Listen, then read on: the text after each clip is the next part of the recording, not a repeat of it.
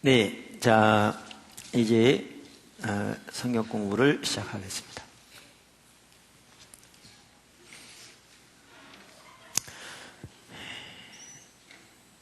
그러니까 6단원 삼과할 차례죠. 네, 그동안 사실 하나님을 사랑하는 것에 대해서 말하면서 이렇게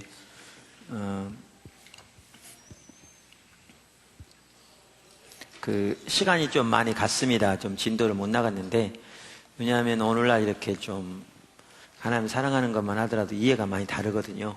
근데 하나님 떠나는 과정 이런 부분들을 보면 그게 더 선명해질 것 같아요. 그래서 삶과 하나님을 떠나는 과정.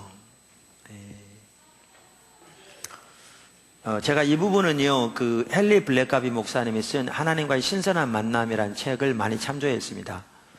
그러니까 사실 성경에 나온 얘기들이에요. 근데 이제 그분도 그런 부분을 잘 정리하고 있어서 이제 그런 걸 보면서 제가 많이 이렇게 참조하기도 하고 그랬는데, 그 책만 하더라도 아주 귀한 책입니다.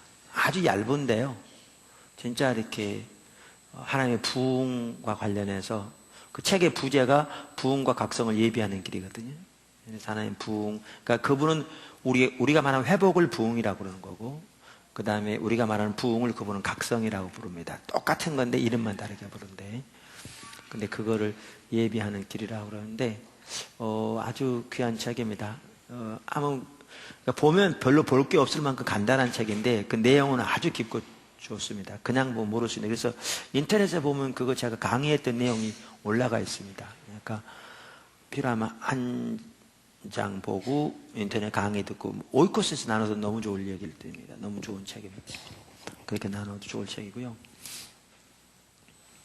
자, 근데 이제 제가 그 책을 가지고 오래전에 우리 그 강의했었는데, 지금은 이제 화요 모임 제가 오전 성경 공부를 제가 안 가르치잖아요. 다른 분들이 많이 계시니까.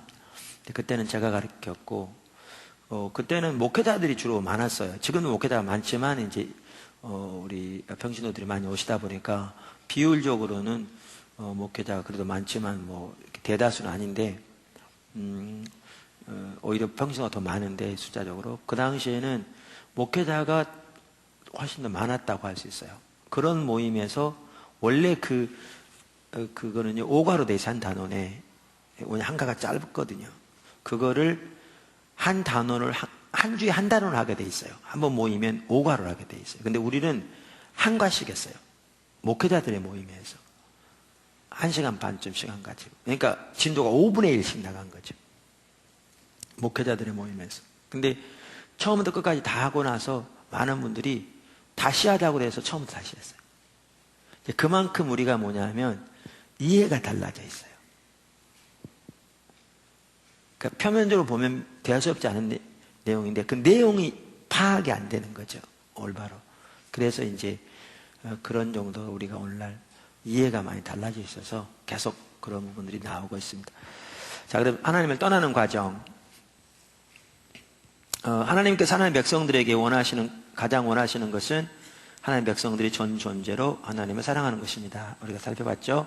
하나님 먼저 그렇게 사랑하시고요. 그리고 그렇게 하나님을 사랑할 때 하나님께서 그들을 위해 예비하신 하나님의 생명이 넘칩니다. 그러니까 하나님의 생명은 하나님의 실제라고 그랬잖아요. 그러면 생명이 넘치는 교회 한 본보기가 여기 나옵니다. 여기 그 사도행전 2장 예루살렘 교회죠. 이게 이제 소위 말하면 생명이 넘치는 하나의 모습입니다. 그러니까 하나님의 의도하신 교회, 이런 교회죠. 누가 한번 읽어보실래요? 큰 소리로. 거기 2장 42절 47절 뭐 이렇게 본당이지만 그래도 다 들을 수 있을 텐데 한번 읽어보시죠. 한 번에 큰 소리로.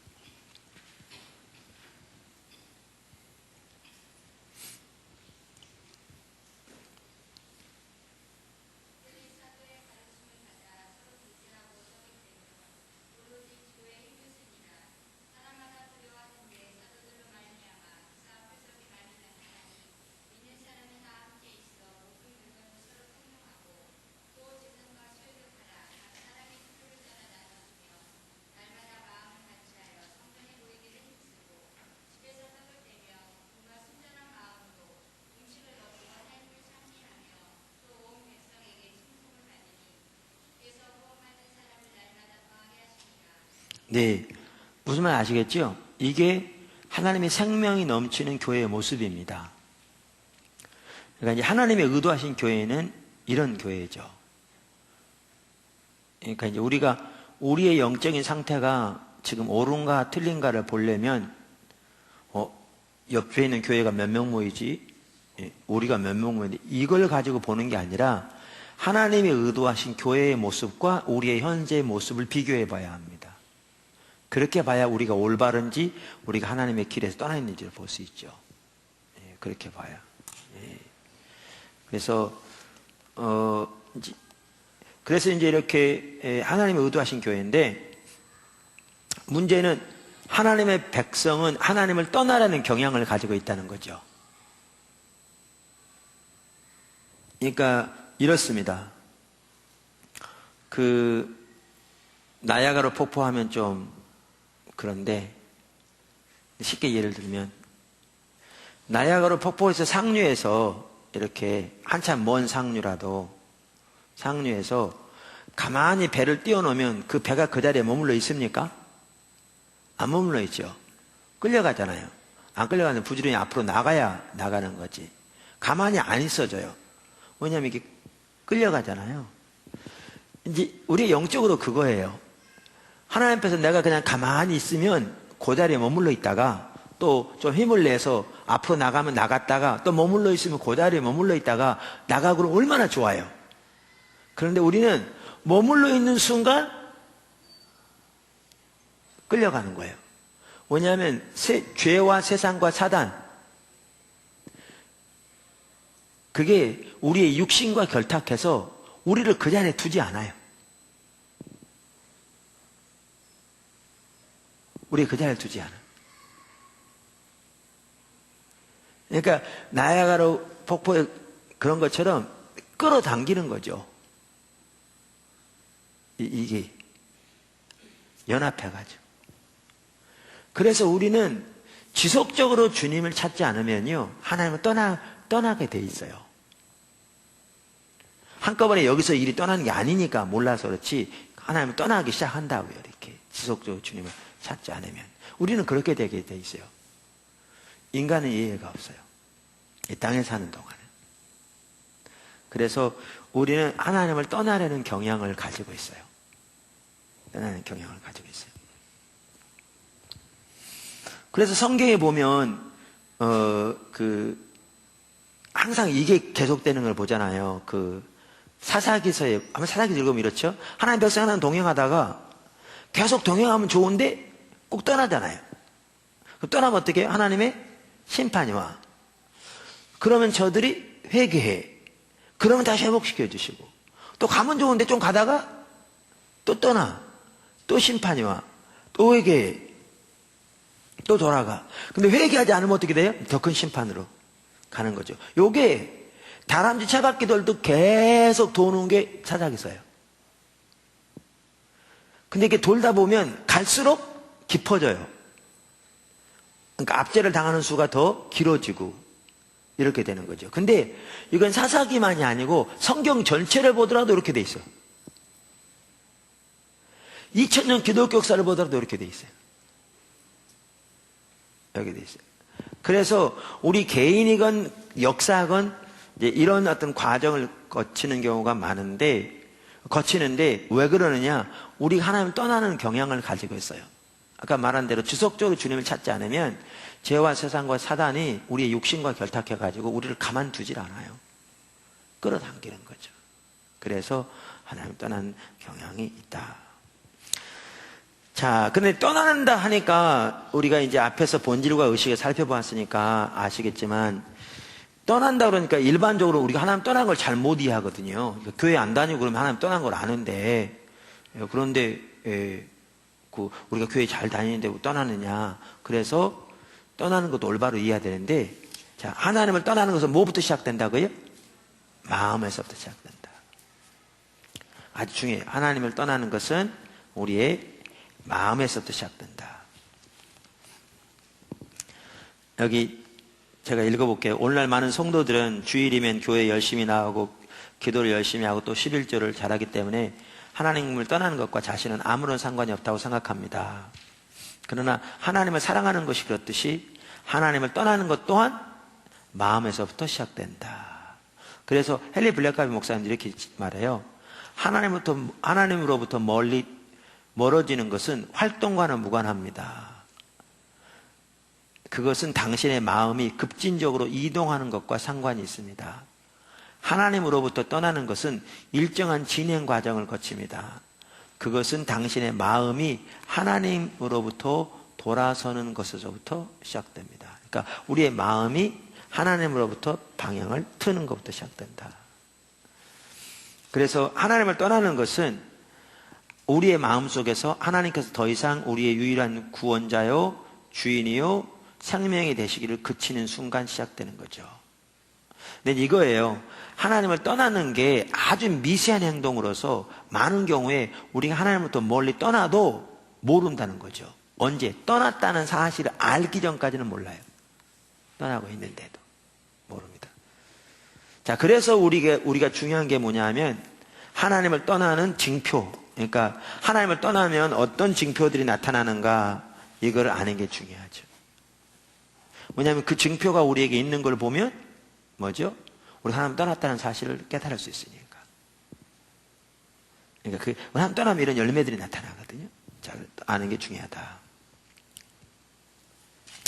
그러니까 하나님을 떠나는 것은 우리의 마음에서부터 일어나는 아주 미세한 행동이기 때문에 그것을 간파하기가 쉽지 않습니다. 그런데 떠나면 몇 가지 징표가 나타나게 돼 있습니다. 징표를 보고 하나님을 떠났다는 사실을 알 수 있다. 그 말이죠. 자, 신명기 30장 17절. 그러나 내가 만일 마음을 돌이켜 듣지 아니하고 유혹을 받아 다른 신들에게 절하고 그를 섬기며, 여기 보면 뭐부터? 마음을 돌이켜. 그러니까 우리 하나님 떠나는 것은 뭐부터 시작한다고요? 우리의 마음이 하나님에게로부터 돌이켜지는 것으로부터 시작된다. 그러면서 여기 30장 17절에 보면 우리의 마음이 하나님부터 떠나면 두 가지 일어난다고 되어 있죠. 사실 이것만은 안 해요. 근데 이제 중요한 두 가지죠. 하나는 뭐예요? 하나는 순종하지 아니하는, 듣지 아니하고, 그러니까 하나님께 순종치 아니하고. 두 번째는 뭐예요? 우상을 섬기는. 그러니까 하나님을 떠나게 되면 우리의 그것은 마음부터 시작되는데, 떠나게 되면 곧바로 우리가 어떻게 되냐면요, 우리의 우리는 말씀에 불순종하게 되고, 그 다음에 우상을 섬기게 돼요. 그러니까 그러면 하나님을 떠난 징표 두 가지가 뭐라고요? 여기 보면 불순종과 우상숭배죠. 뿐만 아니라 하나님을 떠나면 나중에 나옵니다만은 불신. 그러니까 진정한 의미의 믿음도 가능하잖아요. 왜냐하면 진정한 의미의 믿음은 하나님과 친밀한 교제 가운데 있을 때만 가능하니까. 그러니까 불순종, 우상숭배, 불신. 그 외에도 많습니다만은 이런 세 가지를 여기서 살펴보려고 합니다.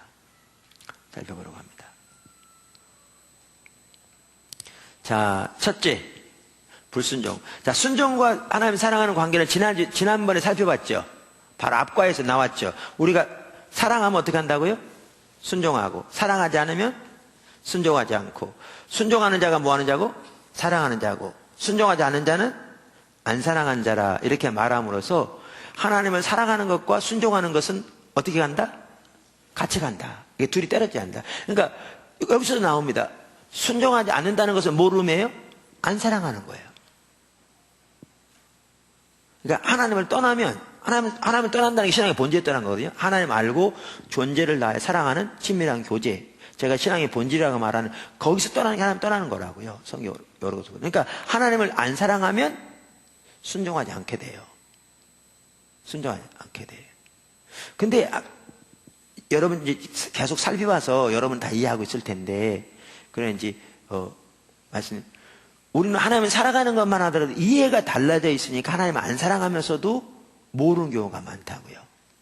근데 하나님을 사랑하는 존재를 다해 하는 건데, 이렇게 올바른 의미의 하나님을 사랑하는 데서 떠나면 뭐가 곧바로 나타나요? 불순종이 나타나요. 그러니까 우리 삶 속에 불순종이 있다는 것은 하나님을 안 사랑하는 거죠. 안 사랑하는 거죠. 그러니까 이게 하나님을 떠난 열매인 거예요. 떠난 열매. 그러니까 내가 마음의 사람 떠났는지 안 떠났는지는 쉽게 알기 어려워요. 이게 미세한 마음의 행동이니까. 근데 내 삶에서 순종이 어렵다. 불순종이 가득하다. 이거는 떠난 열매인 게 보여지는 거죠. 좀 너무 일찍 얘기해서 죄송한데 오늘날 많은 사람들이 어떻게 하나님 말씀대로 살아. 그건 성경이지. 이게 보편적으로 깔려 있어요. 목회자도 예의가 아니고 당연히 그렇게 말하는 게 당연한 것처럼 그걸 보면 그만큼 오늘날 우리가 심각하게 하나님 떠나 있는데도 모르는 거예요. 모르는 거예요. 그러니까 이 말은 우리가 성경에 나오는 하나님의 명령을 하나도 남김없이 다 지킨다 이 얘기는 아닌데 지금 제가 말한 그 자세는 너무나 심각하게 하나님을 떠난 사람에게 나타나는 열매라고요. 근데 이걸 보면 떠난지 안 떠난지 알아요. 근데 아까도 말한 대로 이 상태에 있으면서도 우리는 여전히 예배드리고 교회에서 봉사하고 나름대로 부분적으로 헌금하니까 본인들이 하나님을 떠났다는 것을 모르는 거죠. 이해가 달라지니까. 그리고 그렇게 하는 게 너무나 당연한 게 여기는 거죠. 다 그렇게 사니까. 심지어 목회자 입에서도 그런 얘기가 나온다니까요. 그만큼 심각한 거죠. 그러니까 불순종이 하나님 떠난 증거예요. 그러니까 열매예요. 열매. 자, 그러면서 어느 시대건 하나님의 그러니까 이게 불순종을 보면 이제 이게 나오는데 어느 시대건 우리가 하나님을 떠나면 이 말은 하나님을 사랑하기를 그치면 같은 얘기죠. 그 다음에 신앙의 본질에 떠나면 같은 얘기인데 떠나면 항상 어떻게 돼 있어요? 하나님의 말씀을 버리게 돼 있어요. 항상. 그러니까 여기 호세아 시대, 예레미야 시대, 예수님 시대 나를 했는데 자 호세아 시대 보세요. 맞죠? 이 땅에는 이스라엘 자손들아 이 땅에는 여호와께서 이 땅 주민과 논쟁하시다니 이 땅에는 진실로 인해도 하나님 아는 지도 없다. 하나님 떠났잖아요. 그죠? 4장 6절에 뭐라고요? 내 백성이 지식이 없으면 망하는도다. 내가 지식을 버렸으니 나도 너를 버려 내 제사장이 되지 못하게 할 것이요. 내가 내 하나님의 율법을 잊었으니 나도 내 자녀를 잊어버리라. 자 여기 보시면 하나님을 버렸다고 돼 있죠. 그리고 동시에 뭐가요? 하나님의 법을 버렸다고 돼 있어요. 율법 잊었다고 돼 있어요. 그래서 안 그랬어요? 그랬어요. 그러니까 하나님을 버리면 그러니까 하나님을 떠나면 뭐죠? 하나님 법을 버리게 돼 있어요. 그러니까 여기서도 우리가 이미 살펴본 대로 예레미야 시대는 안식일에 그 엄청난 성대한 예배를 드리고 오늘날 인도까지 가서 특별한 항봉사도 하나님께 예배 드리고 많이 금식하고 기도했다니까요. 근데 하나님은 하나님을 버렸다고 말하죠. 호세아 시대도 마찬가지고. 그러니까 하나님 버리니까 어떻게 한다? 하나님을 법을 율법을 잊었다. 이게 같이 갑니다. 여기 보면 이제 예레미야 시대도 2장 13절에 이 백성이 두 가지 악을 보면 하나는 생수 구내는 하나님 버렸다. 그러니까 그 엄청난 의식이 있었는데 하나님 버렸다고 말씀하시죠. 그러면서 6장 19절에 뭐라고요? 땅이여 들으라 내가 이 백성에게 재앙을 내리니 이것이 그들의 생각에 걸거라. 그들이 내 말을 뭐하지 아니하며 순종치 아니하며 청종치 아니하며 듣지 아니하며 내 율법을 어떻게 해라? 거절했다. 근데 여기 보면 이제 그 개역 성경이 더 잘 번역됐다고 생각해요. 이 경우에는 개정판 말고 내 법을 버렸으면 이렇게 돼 있죠. 그러니까 이때도 하나님을 버리니까 어떻게 해요? 하나님을 법을 버리는 거죠. 하나님 법을 버리는 거죠. 그 다음에 예수님 시대 바리새인들이 가신 말씀, 종교 지도자들이 가신 말씀이거든요. 5장 42절에 보면 나는 다만 너희 속에 하나님을 사랑함이 없음을 알았다. 하나님 안 사랑한다는 거죠. 하나님 버렸다는 거죠. 하나님 사랑하며 떠나는 게 버린 거니까. 그랬더니 뭐라고요? 그의 글, 모세의 글도 믿지 않으면서 어떻게 내 말을 믿겠냐. 그러니까 하나님의 말씀을 안 믿었다고요. 자, 여기 보면 우리가 이 부분 앞에 살펴봤어요. 근데 표현은 다를지 모르지만 어느 시대든지 하나님을 버리면 이 의미를 올바로 알아야 이해해요. 그렇죠? 하나님을 버리면 뭐를 동시에 버리게 돼 있어요? 하나님의 법을, 율법을, 말씀을 버리게 돼 있어요. 어느 시대건. 근데 이 시대 모두 이사야 시대건 여기 나오는 예레미야 시대건 예수님 시대건 모두 공통적인 특징이 뭐였냐면 이 당시에는 의식이 많았어요. 이사야 시대만 하도 성경대로 뭐 안식일, 월삭, 뭐 절기, 대회 많았고 뭐 수송아지, 수염소, 어린 양 등 제사 많았고 많이 기도했고 예레미야 시대도 이거 엄청 많았고 예수님의 종교제도는 진짜 말할 것도 없이 이거 많았고 다 성경대로 나름대로 의식은 많았는데 하나님을 동시에 버렸다고 말씀하시고 하나님 버린 거와 동시에 뭐가 버렸냐면 하나님의 법을 버린 그러니까 순종하지 않은 같이 이게 같이 가게 되어 있습니다. 보이시죠? 그러면서 우리가 지난번에 살펴봤죠. 이 부분은 하나님의 법을 버린 거 그렇죠? 앞에 나왔을 거예요. 어디서 나왔었죠? 몇 쪽에? 간단히 복습하고 넘어갔으면 좋겠네. 그냥 지난 보기만 하고.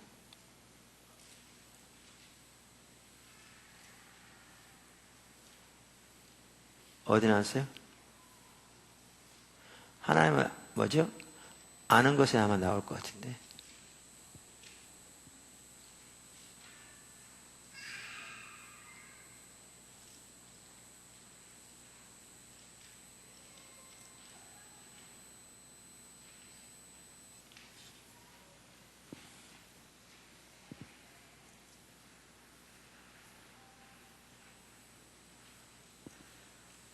찾으셨어요?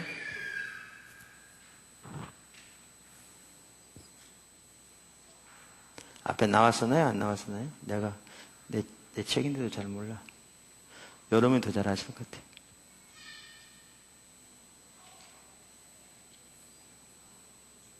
큰 소리를 해보세요.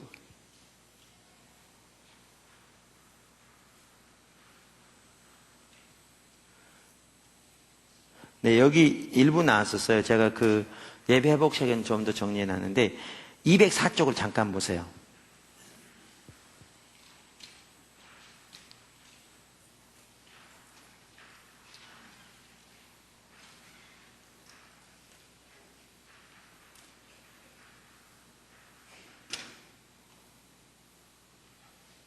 거기 잠깐 나왔어요. 우리 하나님 아는 것과 말씀이 우리 안에 거하는 것. 그러니까 하나님과 함께하는 삶, 하나님과 친밀한 교제와 말씀이 거하는 게 같이 간다. 그러면서 어느 시대건 타락하면 어떻게 한다고요? 말씀을 버린다. 그러면서 여기에 보면 말씀을 버린다는 말이 무슨 뜻인가 이렇게 해서 나왔어요. 근데 거기도 정확하게 떴어요.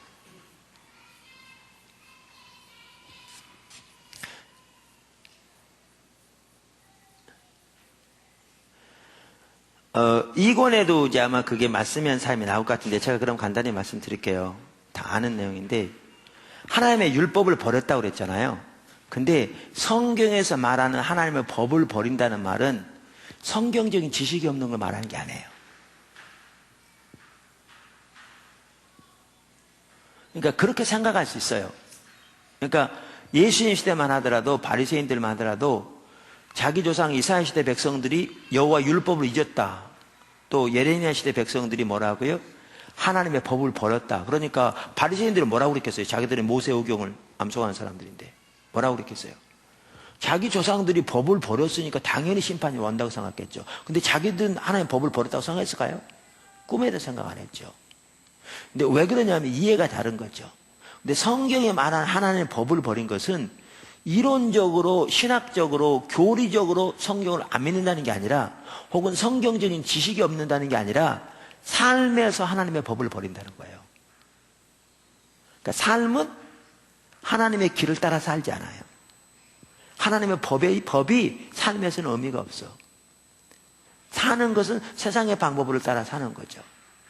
우리 신앙은 처음부터 하나님의 길을 따르는 삶인데 타락하면 하나님의 길을 따라 살지 않고 자기 길 세상의 방법대로 사는 거죠. 그러니까 삶에서는 하나님의 법을 버리는 거예요. 나중에 말씀의 삶이 더 나와요. 그러니까 어느 시대건 신앙이 타락하면 그러니까 하나님 버리면 말씀을 버리게 돼 있어요. 그러니까 말씀을 버리는데 이 버린다는 말이 삶에서 말씀을 버린다는 거예요. 행동으로. 다시 말하면 불순종이죠. 그러니까 제가 신앙의 본질에서 떠나는 게 하나님 떠난 거다 그럴 때 여러분들이 이해를 잘 못하실 수 있잖아요. 그러니까 이해하더라도 좀 마음에 안 하다. 왜? 그렇게 예배 잘 드리고 뭐 의식이 가득하고 그런데 왜 하나님 버렸다고 그러냐. 성경이 이렇게 말하거든요. 근데 보시면 하나님이 억지로 하는 게 아니라 어느 시대건 신앙의 본질에 떠나면, 다른 말로 하면 하나님을 버리면, 하나님을 떠나면 그것이 우리의 마음에서 시작되는 건데, 우리의 마음이 하나님으로부터 멀어지는 건데, 떠나면 나타나는 열매가 뭐냐 하면 우리의 삶은 하나님의 법을 버리게 돼 있어요. 그러니까 오늘날로 말하면 성경 66권이 하나님의 말씀인 거 확실히 믿고, 성경이 하나님의 말씀이라고 목에 힘을 주어 강조할지 몰라도 우리 삶에서는 그 법을 버리게 돼 있어요. 결국 뭘로 나타나는 거예요? 불순종으로 나타나는 거예요. 그러니까 이 불순종이 하나님을 떠난 열매예요. 그러니까 항상 그렇게 되게 돼 있어요. 어느 시대건 예외가 없어요. 어느 시대건. 근데 이제 문제는 이거죠. 그런 관점에서 이 시대를 본다면 여러분 어떻다고 생각하세요? 여러분 한번 얘기 한번 해보세요. 그런 관점에서 오늘날 본다면 여러분은 오늘날이 어떻다고 생각하세요? 일 잘 되고 있다. 자, 0부터 10까지 해서 10이 제일 잘 되는 거고 0이 안 되는 거라면 여러분은 오늘날의 교회가 성도들이 일반적으로 사람마다 다 다르긴 하겠지만 어느 수준이라고 생각하세요? 10에서 가깝다고 생각하세요? 아마 그렇게 생각하는 사람 거의 없을 거예요.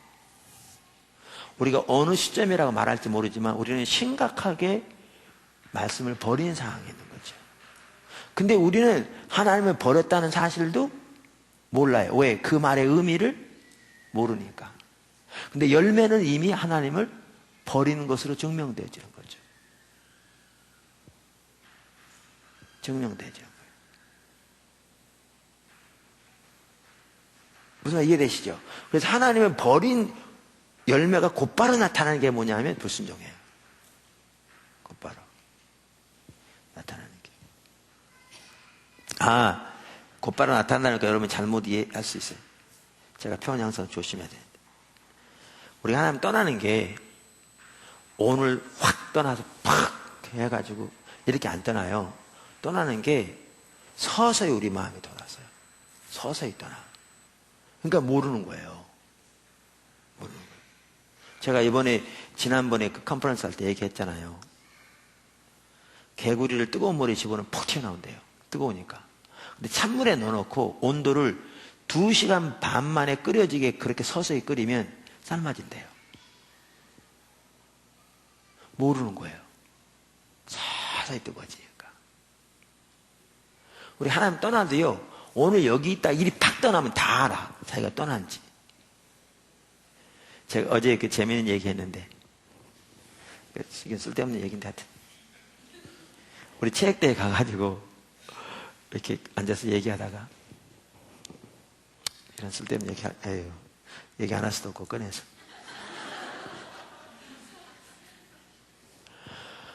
그 오창노 목사님도 그래가지고, 어떻게 얘기하다가 그 얘기 나왔어요. 오 목사님을 제가 물어봤어요. 그분 미국에 10년인가 있다 왔거든요. 공부하느라고. 근데 중간에 좀 왔다 갔다 해야 돼, 조금은.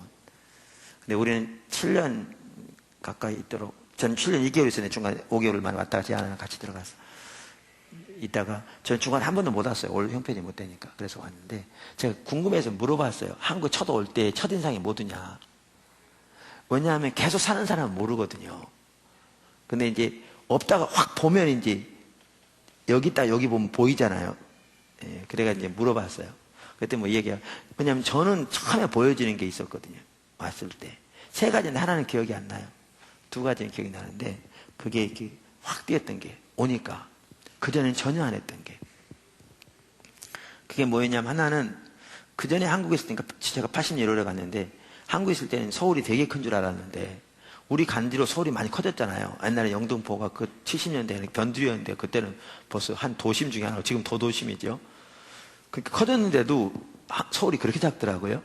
큰 나라에 있다 와서 그런지 하여튼 그랬고 별로 중요하지 않은데, 2번째는 눈에 확 들어온 게 뭐였는지 아세요? 2번째 기억도 기억이 나는 게 87년에 돌아왔거든요. 80년에 가가지고 제가 80년에 갈 때는요, 여관은 역 근처밖에 없었어요. 그러니까 서울역이나. 근데 무슨 놈의 여관이 동네에 그렇게 많아요? 여기 있는 분들은 몰랐던 겁니다. 조금씩 돼가니까. 근데 7년 만에 오니까 그게 눈에 확 들어오더라고요. 50시에 이렇게 급속도로 그렇게 가버린 거죠. 그런 것처럼 몰라요, 우리가. 왜? 서서히 가니까. 서서히 그러니까 모르는데 열매는 나타나요. 그러니까 불순종만 하더라도 그게 나타날 때쯤 되면 이제 많이 떠나 있다는 거죠. 떠나 있다는 거죠.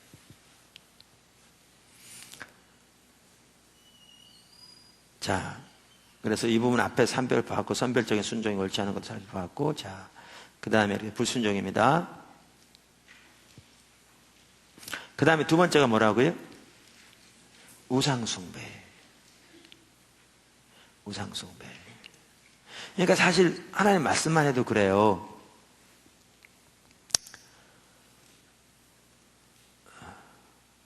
오늘날 성도들에게 하나님 말씀대로 사는 게 어렵냐 쉽냐라고 물어보면 답이 뭐가 많을까요? 여러분 쉬우세요? 어려우세요? 근데 성경에 뭐라고 말하고 있는데요? 여기 지금 성경에 있죠. 신명기 30장은 내가 너희 앞에 생명을 두고 사망을 두었다. 한쪽에 생명, 한쪽에 사망. 생명은 택하라 그러면서 하나님 복에 대해서 말하는 구절이거든요. 명령을 지키라 주기에게. 그러면 11절에 뭐라고 그래요? 내가 오늘 네게 명령한 이 명령은 네게 어려운 것도 아니고 먼 것도 아니라 쉽다고 어렵다고요? 쉽다고요. 그 다음에 마태복음 10장 30절에 보면 수고하고 무거운 짐자들한테 내게로 오라. 내게 와서 내 멍을 보고 내게 배우라. 그러시면 하신 말씀이 내 멍에는 쉽고 내 짐은 어떻게 하다? 가볍다. 그러니까 하나님의 명령대로 주님의 주권적인 통치 아래 사는 게 쉽다고 어렵다고요? 쉽다. 근데 우리는 쉽게 느껴집니까? 어렵게 느껴집니까? 불가능한 수준이죠. 왜 그렇게 말씀대로 사는 게 어려운지 뭐 그러는 거죠. 그러면 이제 우리가 틀리든지 하나님이 틀리는 둘 중에 하나는 틀렸어요. 그죠? 그러면 뭐 이건 답변은 정상적으로 말하는 답변은 우리가 틀렸을까요? 하나님이 틀렸을까요? 왜 그런 줄 아세요? 간단해요. 하나님을 떠났기 때문에 그래요. 우리 노력으로 다 자신만만하게 할 수 있다. 그 얘기는 아닙니다. 모든 게 우리 신앙은 이제 나중에 이권에 나옵니다만 우리 신앙은 처음부터 끝까지 뭐라고요? 은혜에 의한 삶입니다. 하나님 은혜로 되어지죠. 그러나 은혜로 되어지되 우리가 주와 함께 있을 때 주님의 은혜가 함께해서 어려움으로 오지 않고 부담으로 오지 않는데 이게 벌써 우리에게 어렵게 느껴진다는 자체가 뭐냐? 지금 주님 떠나 있다는 거죠. 제가 그 얘기 자주 하거든요. 오늘 낮 설교도 나왔습니다만 사실 오늘날 성도들이 꼭 이렇게 많이 살아요. 정반대 방향으로 달리는 두 마리 말이 있어요. 한쪽 계단은 이쪽에 이 말에다가 발을 얹고 다른 발은 이쪽에 얹고 그걸 조종하려고 그래. 그러니까 가랭이 찢어지는 거죠. 세상과 하나님은 반대로 가죠.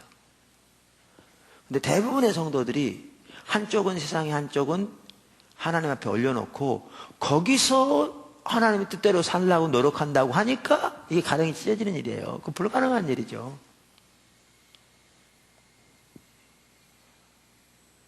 우리가 두 다리 다 하나님 앞에 올리면 하나님의 말에 타면 그분이 인도하실 텐데 그러니까 결국 우리 중심에서부터 있어요. 존재를 다해 주님을 사랑하면 주님이 우리의 보호가 되시면 우리가 온전히 주님께 삶을 드리면 그러니까 이렇게 사랑하는 주님 알아야 한다고요. 우리를 향한 그분의 사랑, 그분의 위대하심과 그 놀라우신 그 능력, 그분이 하나님 되신 우리 향한 은혜와 사랑을 깨닫고 그분은 우리의 모든 걸 사면, 그리고 우리의 삶을 그분께 온전히 드리면, 그러면 그분의 인도한 가운데 은혜롭게 되는데, 우리는 양다리 걸치고 하려고 그러니까 이건 불가능한 일을 시도하고 있거든요.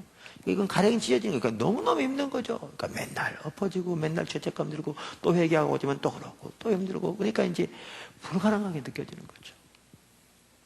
그래서 신앙에서 힘들다고 그러는 거죠. 성경은 쉽다고 가볍다고 그러는데 나는 쉬운 정도가 아니라 너무 죽겠는 거죠. 이렇게 돼버리는 거죠. 뭐 때문에? 하나님을 여기서부터 떠났기 때문에. 보이시죠? 이게 문제예요. 여기서부터 문제라고요. 말씀이 문제가 아니고요. 우리 마음에서부터 문제.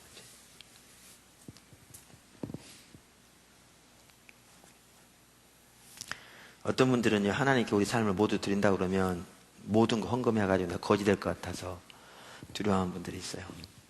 그리고 아프리카 선교사라고 가라 그러면 어떡할까 두려워하고. 사단이 주는 두려움인데요, 여러분 하나님께서 아프리카 선교사로 가라고 그러면 여러분이 가겠다고 하나님 앞에 졸르고 사정할 때까지 안 보내실 겁니다. 아마 마음 놓은 사람 보내서 뭐 하겠어요? 하나님은 여러분이 원치 않은 거 억지로 하라 그런 분이 아니에요. 여러분이 그걸 보시고 그 소중함을 보고 가게 해달라고 하나님 앞에 밤낮으로 기도하면 응답해서 보내실지도 모르죠. 그래서 하나님은 사랑하신 분이라고요. 자, 이처럼 이렇게 어려운 게 그건데, 그러면 이렇게 하나님을 떠나면 이제 뭐 하게 되냐? 아까 우상에게 절하면 그랬잖아요. 그래서 나타나는 열매가 뭐냐면 또 하나가 뭐라고요? 우상숭배. 근데 이제 이거예요. 우상숭배가 또 뭔지 알아야 돼. 구약 성경에 보면 예레미야 시대에 우상숭배 했어요, 안 했어요? 많았어. 그러니까 바리새인들은 자기들은 자기 조상들이 우상숭배를 심판한다고 생각하면 자기들 우상이 있다고 생각했을까요, 안 했을까요? 안 했죠. 자기들은 우상 전혀 만든 적이 없는데. 근데 문제는 그들이 우상이 있었어요, 없었어요? 가득했어요. 근데 몰랐죠. 왜? 그들은 우상이 뭔지 성경이 말하는 의미를 잘못 이해했으니까. 오늘날 똑같아요. 오늘날도 뭐로 우상이라고 하냐면 밖에다 상 만들어 놓고 비나이다 이거 안 하면 우상숭배 안 한다고 그래요. 그래서 어떤 사람은 초등학교 들어가서 당군 상인이 막 때려 부시는 거 알려요. 우상을 제거해야 한다. 근데 우상은요, 그거 이전에 어디에 있느냐? 우리 마음에 있어요. 우상은 여기 있어요. 여기서 하나님을 대체하는 게 우상이에요. 내가 하나님을 믿는 대신에 다른 걸 믿는다. 이게 우상인 거예요. 하나님을 존재를 다해 사랑하기보다 하나님과 사랑을 나눠서 사랑한다. 이게 우상인 거예요. 이게. 우상은 우리 마음에 있어요. 그래서 우리 마음에서, 그래서 내가 하나님만 믿어야 되는데 하나님도 안 믿고 다른 걸 믿는다. 이게 우상인 거예요. 그러니까 목회자가 하나님을 의지해야 되는데 헌금만 하면 성도를 의지한다. 그 우상이에요. 그거요 앞에다 이거 만들어 놓고 비나이다 하는 것보다 못지않게 심각한 우상이에요. 비나이다가 왜 죄입니까? 석상의 문제가 아니고요. 하나님이 근원이고 그분만을 의지해야 되는데 내가 지금 요거 의지하고 있는 거잖아요. 생명도 없는. 그러니까 그게 우상인 건데, 하나님 의지하지 않고 세상적으로 돈 많은 사람 의지하면 똑같은 죄죠. 근데 이거는 우상이라고 생각 안 해요. 왜? 이거 만들어 놓고 비나이다 안 했으니까. 하나님 앞에서는 똑같은 우상인 거죠. 그러니까 우상은 여기 있는 겁니다. 이 마음에. 여기에서 뭐 하는 거예요? 하나님을 대체하는 게 우상입니다. 그러니까 하나님을 떠나면 어떻게 되느냐? 곧바로 대체하는 일이 있게 돼요. 여기.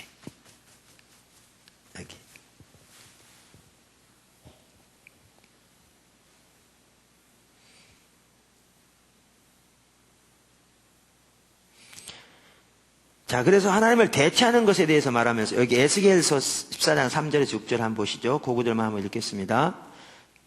에스겔서 14장 3절에서 6절. 인자야, 이 사람들이 자기 우상을 어디에 드리며? 마음에 드리며. 겉에 나온 이것도 우상입니다. 우상인데 문제는 요게 이 마음에 있는 죄악이 큰 거지 요 석상의 문제가 아니죠. 제가 그때 이건 앞에서 나왔잖아요. 포도나무교회 초기에 하나님께서 그 일을 하셨다니까요. 우리나라 조상대대로 내려오는 죄악들을 이렇게 하나씩 다루게 하셨어요. 어떤 한 중요한 부분들을 매주, 그리고 그거 회개하게 하셨어요. 그리고 영향을 끊게 하셨어요. 그런 적이 있었어요. 이렇게 한 주씩. 근데 한 번은 하나님이 뭐라고 그러시냐면 오늘날 성도들 가운데 가득한, 너희 가운데 가득한 금송아지 회개하라고 하시더라고요. 그러니까 모세 시대에 아시죠? 모세 시내산 올라가 있을 동안에 금송아지 만들어 놓고 그러면서 보이신 게 뭐였냐면 그거였어요. 하나님 로마서 6장에 보면 우리가 우리 자신을 들여 무엇에게 순종하듯이 그것의 종이라고 그랬잖아요. 그렇죠? 죄에 드리면 죄의 종이요, 하나님께 드리면 하나님 종이라니까 우리가 하나님께 너의 지체를 드려서 하나님 섬기라 이렇게 돼 있는 건데, 그러면 딱 보이신 게 주일날 교회 와서 예배 드릴 때는 하나님, 우리 하나님이시여 이렇게 말하지만 너무나 많은 사람들이 월요일부터 돈 버는 문제에 있어서는 하나님 법에 간 곳이 없어요. 많은 사람들이. 뭐의 법만 남았게? 돈의 법만 있어요. 그래서 이분들은 실제로는요, 말로는 하나님이라 할지 몰라도 그들은 누구의 법을 따르는 거예요? 돈의 법, 만몬의 법, 우상숭배예요. 금송아지. 말은 그렇게 안 하지만 행동은 돈 신화 법들여 우리에게 힘을 주고 우리 인생에 기쁨을 주고 만족을 주는 나의 신이시여, 내가 당신의 법을 따라 당신을 섬기나이다 라고 말하는 거와 이만큼도 다를 바가 없어요. 그래서 우리 그걸 나누고 회개했는데, 제가 오늘 집회 가가지고 금송아지 얘기하면서 어떤 그 권사님한테 권사님 집에 금송아지 있으세요? 그랬다고요. 제가 이제 하면서 그랬더니 그분이 되게 성질났나 봐요. 원래 일반적으로 강사한테 그렇게 얘기 안 하잖아요. 아무리 그래도. 그분이 내가 우상숭배 한다고 그분을 그렇게 했는지, 그분은 성질 내면서 뭐냐면, 성질 팍 내면서, 금송아지 무슨 금송아지 쓸데없는 소리 하고 있어. 그러더라고요. 집에 금송아지를 만들어 놓지 않고 그 앞에 절하지 않기 때문에 금송아지 없다고 생각하는 거예요. 문제는 오늘날 너무나 많은 사람들이 마음에 금송아지를 두고 그거를 섬기는 삶을 살죠. 모세 시대에도 여호와의 절이래, 그러니까 하나님께 예배한다면서 금송아지를 얘기했거든요. 오늘날 적지 않은 사람들이 마음에 금송아지가 그들의 신이에요. 돈이 그들에게 힘을 줘요. 돈이 인생에 기쁨을 주고 사람의 자신감을 주고 살아갈 이유를 주고, 이거 무너지면 다 무너지는 거예요. 실제로 하나님의 신이 아니에요. 돈이 신이지. 근데 이거 만들어 놓고 이거 한 적이 없으니까 우상숭배 안 한다고 생각할 거예요. 우상은 여기 있는 거예요. 마음에.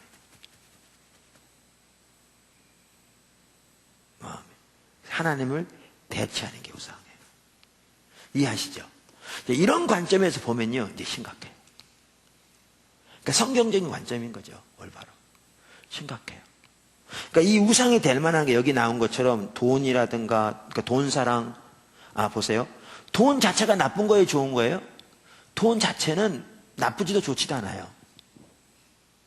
근데 돈을 어떻게 사용하고 돈을 어떻게 이해하느냐에 따라서 좋은 것도 될 수 있고 우상도 될 수 있어요. 돈 많은 부자라고 나쁜 게 아닙니다. 어떤 사람들은 부자면 무조건 잘못된 걸로 하는데 그건 자기가 잘못된 거죠. 상처가 있는 거죠. 무슨 부자가 다 부정하게 돈 번 것도 아니죠. 돈 많다고 자체가 나쁜 게 아닙니다. 절대 아닙니다. 돈 많다고 자체가 좋은 것도 아닙니다. 돈 자체는 중립인데 돈을 어떻게 아느냐에 따라서 이것이 하나님이 맡겨주신 청지기로서 하나님의 영광을 귀하게 쓸 수 있는 반면에 이것이 우상이 될 수 있는 거죠. 우상이 될 수 있는 거죠. 그래서 돈이 문제가 아니라 돈 사랑, 세상의 명예, 쾌락, 누가 보더라도 이러한 것들은 우상이죠. 근데 여기서 이 저자도 잘 다루고 있는 게요, 이것만이 우상이 아니라는 거예요. 우리 속에 있는 우상이. 그러면서 이분은 뭘 다뤘어요? 여기 보면 자기 자신도 우상이 될 수 있고, 또 형식적인 예배도 우상이 될 수 있고, 전통적인 신앙도 우상이 될 수 있고, 성경 공부도 우상이 될 수 있다는 거예요. 이거요, 저도 100% 동의합니다. 제가 이렇게 했을 거예요. 근데 그분도 정확하게 똑같이 얘기해. 제가 일부러 참고해 놨어요. 제가 물어볼게요. 자, 자기 자신이 우상된단 말은 무슨 말일까요? 언제 자기 자신이 우상일까요?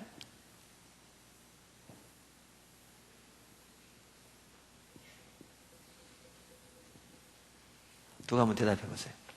자, 이거 한번 성경 구절부터 읽어보세요. 어느 게 여기에 해당될까요? 네? 집에 세우셨죠? 자, 어느 거 여기 해당돼요? 크게 말해보세요.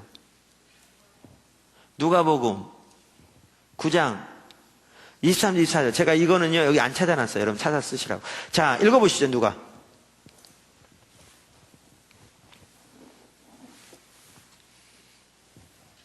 누가복음 9장 23절 24절.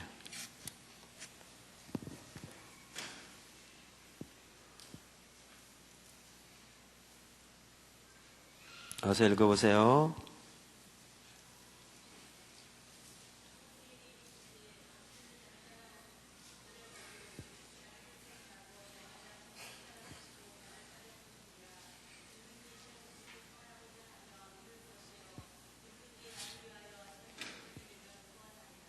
네. 자, 여기 보시면, 그러면 자기가 어떻게 할 때 자기가 우상일까요?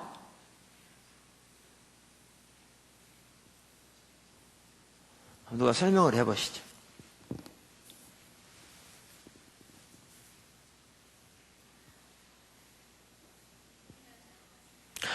그러니까 이거죠. 뭐 이거 너무나 자주 나온 얘기니까 우리가 진짜 새벽기도 한 번도 안 빠지고 성수주의는 진짜 잘 지키고 11조는 말할 것이 없이 잘하고 진짜 교회에서는 아침부터 저녁까지 아무리 봉사한다 할지라도 주님을 섬기면서 하나님의 영광을 산다고 할지 모르지만 자기 목적, 자기 자신 하나님 앞에 안 내려지면 결국 하나님이 자기 목적 이루는데 수단이고 이 세상에서의 그 자기가 원하기는 그 삶을 누리는 것에 대한 보좌관이고 그래서 자기 목적을 위해 사는 것이 내려지지 않으면 실제로 하나님은 자기 목적으로 뭐에 불과해요? 수단에 불과해요.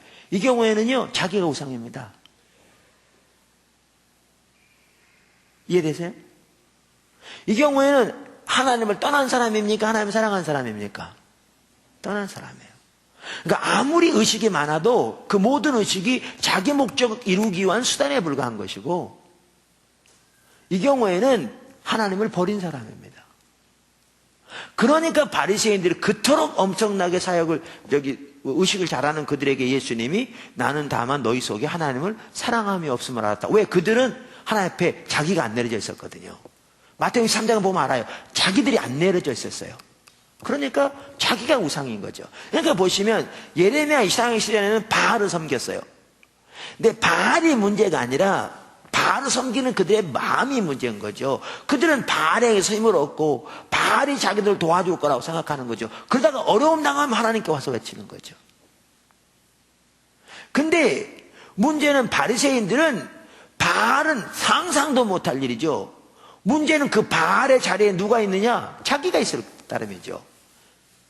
그러니까 모양만 다르지 똑같은 우상 숭배인데 본인들은 우상이 뭔지를 모르니까 자기들은 우상 숭배 안 한다고 생각하는 거죠.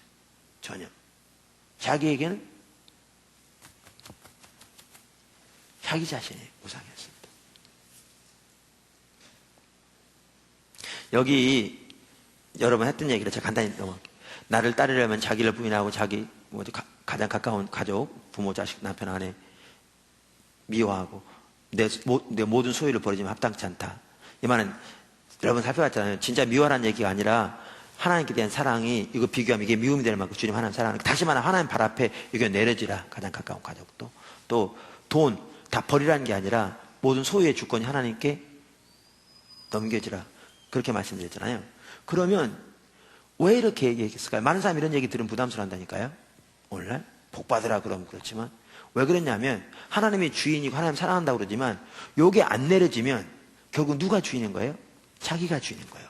그러니까 자기 잘 되고 자기 목적, 자기 목표, 자기 가족, 자기 돈 유익된 범위 내에서 하나님 순종하고 요거 하기 위해서 하나님 견신하고. 그러니까 결국 뭐가 우상해? 자기. 그러니까 바리새인의 경우는 이게 안 내려졌던 걸 볼 수 있죠. 모든 신앙이 이걸 위한 거죠. 하나님도 이걸 위한 수단인 거죠. 자, 이런 관점에서 본다면 여러분 오늘날 교회 하나님의 백성들이 어떤 상태에 있다고 생각하세요? 오늘 대부분 하나님 사랑한다고 말하는데 진짜 이런 부분이 주님의 발 앞에 내려져서 주님의 주권적인 통치가 이 영역에 세워져 있는 사람이요 진짜 찾아보기 힘듭니다. 그만큼 하나님을 안 사랑하는데도 모르는 거죠. 그 이해가 가려져 있기 때문에. 근데 여기서 여러분이 이해하셔요. 그럼 나는 뭐냐? 이게 비결이에요. 얻고자 하는 자는 뭐 할 것이요? 잃을 것이요. 이렇게 움켜쥐고 있어봐야 우상숭배니까 하나님의 진정한 은혜가 함께해야 하네요. 안 해요. 그러니까 종교적인 모양은 있을지 몰라도 진정한 하나님의 생명이 함께하지 않아요. 근데 나를 위하여 자기를 잃으면 주님이 유일한 보화로서 그분은 우리의 존재를 산다. 다시 말하면 우리의 삶이 그분의 주권적인 통치 아래 있다. 그러면 나를 위하여 자기를 잃으면 얻으리라고 말한 것처럼 거기에 진정한 하나님의 생명이 있는 거죠. 주님이 유일한 왕이시면 하나님의 그분의 생명이 거기 있는 거죠. 오늘 낮에도 말씀드린 거죠.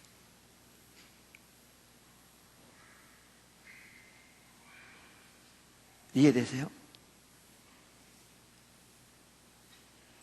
그러는 거죠. 거기에 진정한 은혜, 생명, 기쁨, 감격. 그러니까 나를 위하여 자기를 잃으면 얻으리라. 그래서 이게 자 그럼 이런 쉽게 이해될 겁니다. 우상 이제 하니까. 그러니까 종교적인 의식이 아무리 많아도 이처럼 자기 자신이 우상인 사람은 하나님을 버린 사람입니다. 그러니까 하나님을 알고 존재를 다해 사랑하는 그분이 우리의 유일한 목표된 고자를 떠나는 게 하나님 떠났다는 얘기가 그리고 의식이 아무리 많아도 신앙의 본질에 떠나면 하나님을 버린다는 얘기가 그런 거죠. 여기 보면 자기가. 그리고 이 상황에서 하나님의 생명이 있어요 없어요? 없다니까요. 왜냐하면 우상숭배인데 가장 큰 죄가 우상숭배인데 우상숭배 가운데 있는 하나님의 생명이 함께해야 하네요. 그러니까 뭐만 있냐면 종교적인 모양은 있죠. 하나님의 실제가 없는 거죠. 어떻게 보면 그래서 오늘날 대부분의 성도들이 이 가운데 있는 거죠. 그러니까 새벽기도 열심히 하는데도 하나님 생명은 없어. 왜? 요 삶이 바뀌지 않으니까. 새벽기도가 중요해요. 문제는 요런 삶을 살기 위한 수단인 거지. 오늘 우리 신앙이 타나가면 이제 거짓 신앙에 빠지니까 요걸 요대로 가지고 있으면서 요거 이루어달라고 그 공로로 새벽기도 하는 거예요. 많은 사람들이. 그러니까 자기 공 쌓으면 그 대가로 요거 해줄 것처럼. 그러니까 탐심이 기복신앙 핵심인데 요 자기 자신이 우상이 된 탐심 기복신앙에다가 요 종교적인 의식함으로써 하나님이 요거 해주기를 기대하는 그러니까 돈 놓고 돈 먹기식으로 거래하는 요거 해주면 하나님 요거 해달라고 하는 그러니까 믿음에 대한 삶, 은혜에 대한 삶이 아니고 자기의 종교적인 의식해가지고 고대가로 요거 이루어달라고 그러는 율법주의가 딱 가득하고 이런 사람은 하나님의 길에 대한 관심 없어요. 결국 이거 위해 신앙생활 하니까 그러니까 삶은 자기 방식, 세상의 방식대로 사는 거 자기 목적으로 해서 그러니까 인본주의, 이게 거짓 신앙제야. 그러니까 하나님과 상관없는 삶 되는 거죠. 하나님 버리니까. 이해되시죠? 그래서 자기 자신이 우상이 될 수 있어요. 그래서 제가요 처음에 그랬다니까요.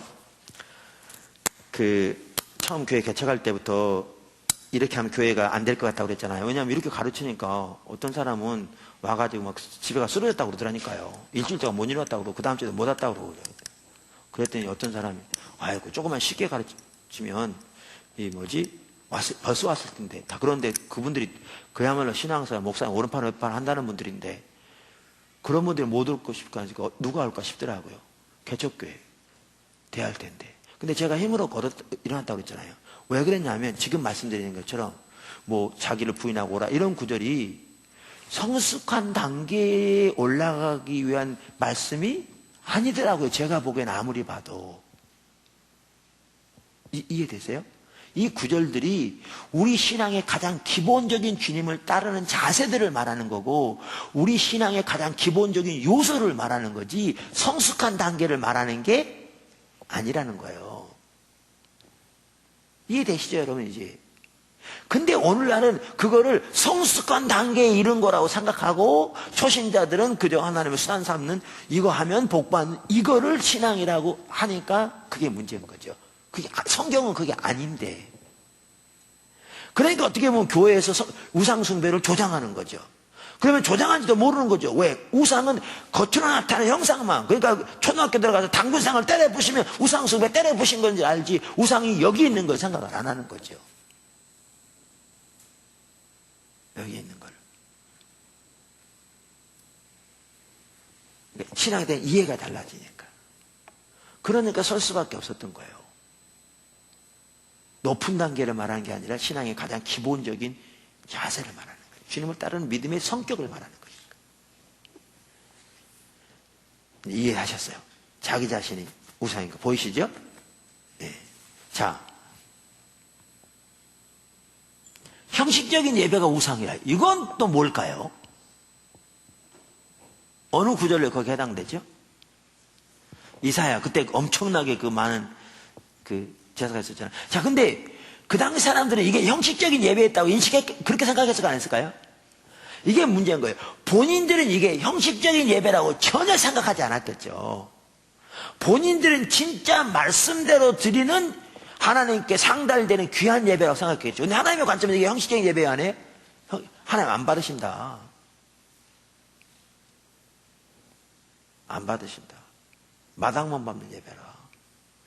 입술뿐인 예배라. 그럼 왜 이게 형식적인 예배일까요? 자, 어떻게 형식적인 예배가 우상이 될까요? 누가 한번 설명해 보세요. 여러분 잘 배웠나 보게.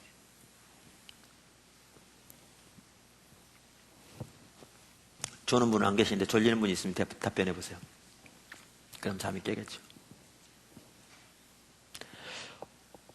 형식적인 예배는 뭘 의미하고 왜 형식적인 예배가 우상일까요?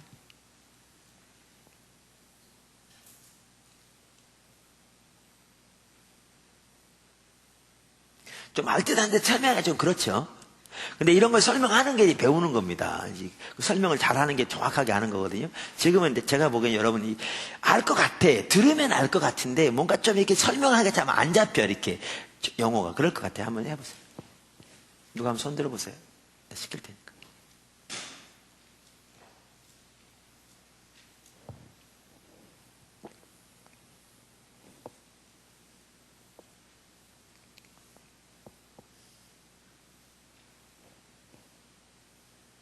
율법주의를 아니면 금방 알아요.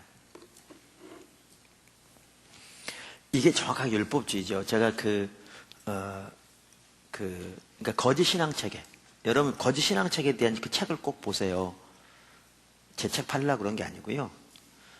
꼭 보세요. 그 거짓 신앙책이 저는 거짓 신앙책을 올바로 이해하면 우리나라 지금 현재 처해 있는 현실이 보인다고 생각해요. 근데 보세요.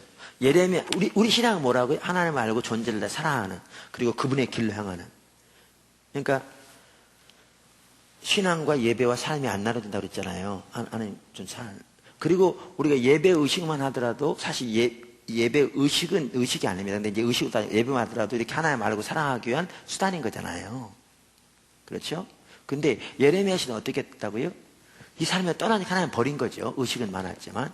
그러면서 그들은 율법주의는 의식이 본질을 대체해버린 건데 뭐예요?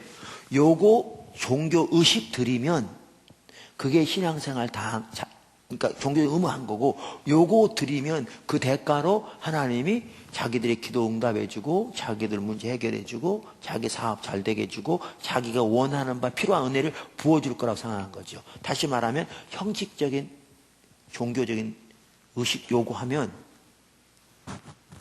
이 대가로 주님이 은혜 줄 거라고 생각한 거죠. 그럼 우리 신앙은 하나님을 믿는 건데, 이들은 하나님을 믿는 거예요? 의식을 믿는 거예요? 의식을 믿는 거죠. 그러니까 예레미야 시대는 그들이 성전을 믿었다고 그랬죠. 이게 가짜죠. 이게 우상인 거죠.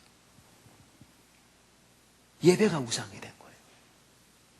그러니까 예레미야 시대는 성전을 그들이 우상 삼았잖아요. 너희가 믿는 성전, 예루살렘 성전. 그러니까 그들은 우상이 뭐였냐? 성전이었다고요. 아세라 바알만 우상이 아니라 하나님이 친히 자기 이름을 두시겠다고 맹세하신 예루살렘 성전이 그들에게는 우상이었다고요.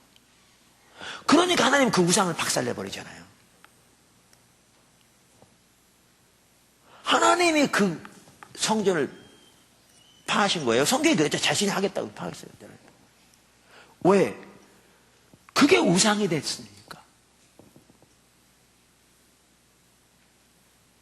이해되시죠? 여러분, 그렇게 본다면 오늘날 너무나 심각하다니까. 이건 앞에서 나왔기 때문에 제가 오늘날도 하나님을 떠나 있으면서 마음에서부터는 이 종교적인 의무하면 요거 하면 이게 내가 아마 하나님 앞에 이거 의무했으니까 하나님이 이 대가로 자기 원하는 거, 그러니까 자기가 우상일 뿐만 아니라 그들은 뭘 의지하냐? 종교 의식 의지하는 거죠. 그러니까 하나님 믿는 게 아니라 요거 믿고 있는 거죠. 요거. 이게 필요한 것임에도 불구하고. 그러니까 이게 우상이 된 거죠. 예배 의식이 우상이 돼 있는 거죠. 근데 사람들이 하나님께 드린 예배 의식이 우상이 된다는 것을 꿈에라도 생각을 못 하는 거죠. 그런 말 하면 모르는 사람들은 요즘 목사 이단이구만. 아니, 하나님께 드린 예배를 우상이라고 하더니 그럴 텐데. 그 말이 무슨 말이에요? 우상. 여러분, 예배가 우상이 될 수 있습니다. 그래서 주일날도 보면 아까도 말씀드린 대로, 아까 전에 제가 자주 얘기한 것처럼 주일날도 그저 종교적인 의무하러 앉아가지고 요거 그렇게 하다 보니까 의무감에 있으니까 어떻게 하느냐, 때우는 데 관심이 있는 거예요. 순서. 그 시간 동안 하나님을 찾고 주님 구하고 주님의 은혜를 구하고 주님을 알기를 구하고 주님의 뜻을 구하고 주님의 마음으로, 이거는 개념주자 없고요. 11시 시작해서 12시까지 딱 끝날 때까지 때우고 가면 돼. 때우고 가면 되니까 빨리 안 끝나면 난리죠. 몇 분만 지나도 난린 거예요. 어떨 땐 교회 중직들이 막 강사 온 사람한테 성질 내고 몇 분 더 넘었다고. 그러니까 지금 뭐 하고 있는 건데요? 의식을 때우고 있는 거예요. 그리고 그거 하면 은혜 줄 줄 아는. 하나님 자리에 이 의식이 들어가요. 하나님이 예루살렘 성전까지 우상되니까 파괴시켜 버리셨는데.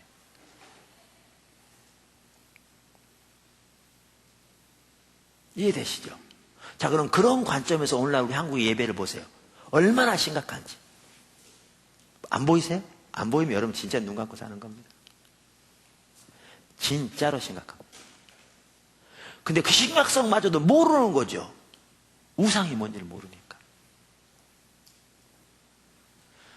하나님을 경험하는 삶이, 그러니까 이 하나님과 신선한 만남이 책은, 제가 여기서 참고해서 많이 했다고 했잖아요. 여기 이 부분은 그랬습니다. 이 책은 헨리 블랙가비 목사님이 쓴 책이라 우리 침례교에서 많이 읽었어요. 그럼 침례교에서 이 책을 가지고 공부하는 교회도 많은데 그 교회에서는 그럼 예배가 안 그러느냐? 이 말을 들어도 무슨 말인지 모르니까 얼마나 똑같이 할 수 있어요.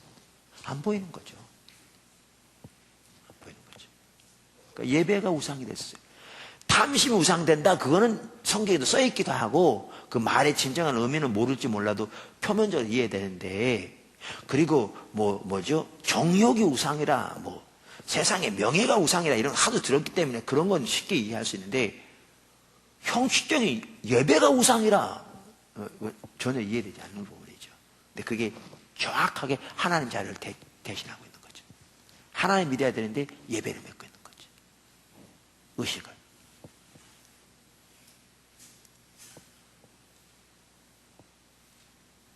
보이시죠? 자, 또 뭐가 우상이라고요? 전통적인 신앙이 우상이래요. 자, 이건 또 무슨 말일까요? 비슷한 얘기들입니다. 이제 설명 잘 할 수 있을 것 같은데. 자, 성경 구절 하면 어디일까요? 마태복음 15장 8절 9절이겠죠? 마태복음 15장 8절 9절은 뭐라고 말합니까?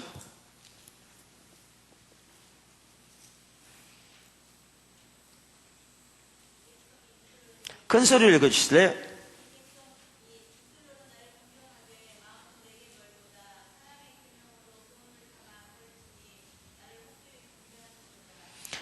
네, 그러니까 참 이런 것도 그렇더라고요. 저는 이게 보면 진짜 하나님의 들어간 게 이게 이사야서에 있는 내용을 인용한 거거든요.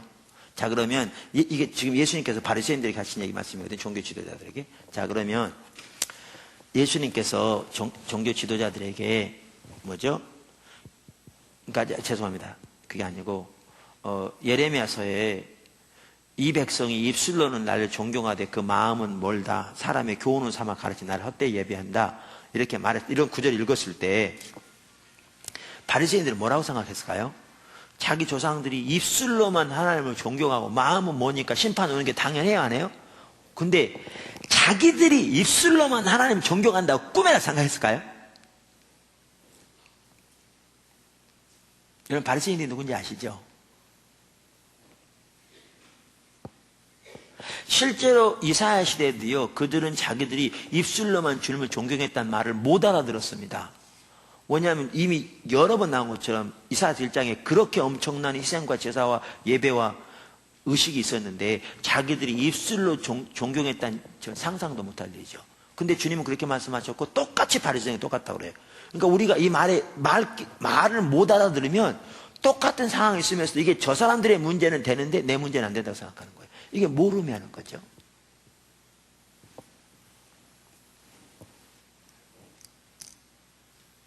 이 심각성을 보아야 돼요. 그러니까 우리는 이런 구절을 늘 읽을 때도 그런다니까. 하나님 관점을 모르니까. 성경 읽으면서 저들이 잘못된 거 알아요. 성경에 써 있으니까. 그러면서 야, 타락한 것도 입술로만 존경하니까 그렇지. 근데 우리는 얼마나 주님 마음에서도 하나님 사랑하려고 노력하는데, 그러니까 저들과 다르다고 생각하는 거예요.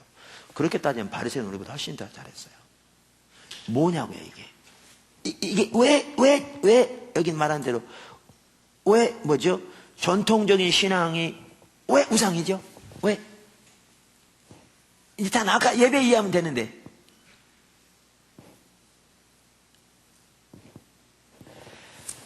여러분 신앙의 본질을 이해하면 다 이해해요. 우리 신앙은 뭐라고요? 인격체 하나님을 알고 그분을 존재를 다해 사랑하는 인격체 하나님과 친밀한 교제고 그분의 행하신 모든 사람을 동참하고 우리의 삶에서 그분의 길을 따라 행하며 하나님과 동행하는 삶이에요. 삶인데 신앙이 타락하면 요 신앙의 본질은 없는 채 몇 가지 종교적인 전통적으로 내려오는 의식하면 전통적으로 내려오는 몇 가지 의식하면 그 신앙생활 잘하는 거라 생각하는 거예요. 그러니까 요거만 하니까 그러니까 신앙에 대한 이해가 달라진 거죠. 의식 잘하면. 그러니까 하나님 앞에서 의식 중요해요, 안 중요해요? 중요한데 문제는 이 본질을 위한 수단인데 신앙이 타락하면 요거 잘하는 게 신앙생활 잘하는 걸로 전락해버리는 거죠. 그러니까 하나님 편에서는 뭐만 남은 거예요? 껍데기만 남은 거죠. 왜 입술로만 존경한다고 그러냐면요. 정성이 부족한 게 아니에요. 헌신이 부족한 게 아니에요. 아까도 말한 대로 신앙의 본질에서 뭐가 나오냐면 삶이 나오는데 삶에서는 하나님 법 관심이 있어요? 없어요? 없어요. 자기가 내려지지 않고 탐심이 내려지지 않고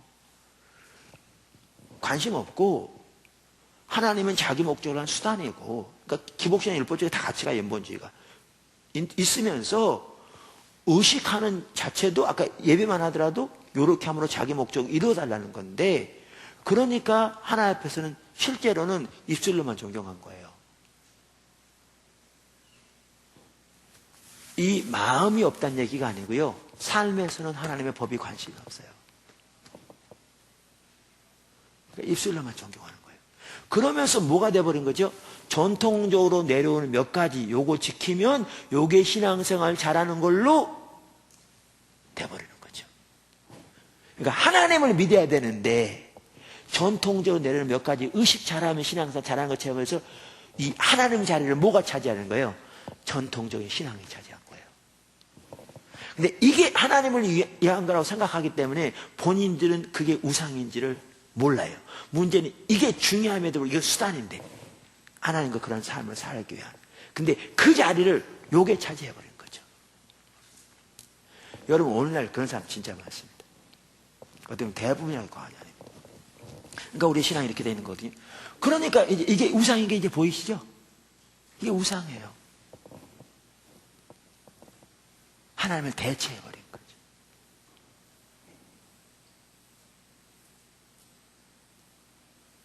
이게 이사야 시대에 있던 일이고, 이게 예수님 시대에 있던 일이에요. 이게 말라기 시대에 있던 일이고, 이게 오늘날도 그렇고. 2000년 역사 동안 이런 게 수없이 많았고.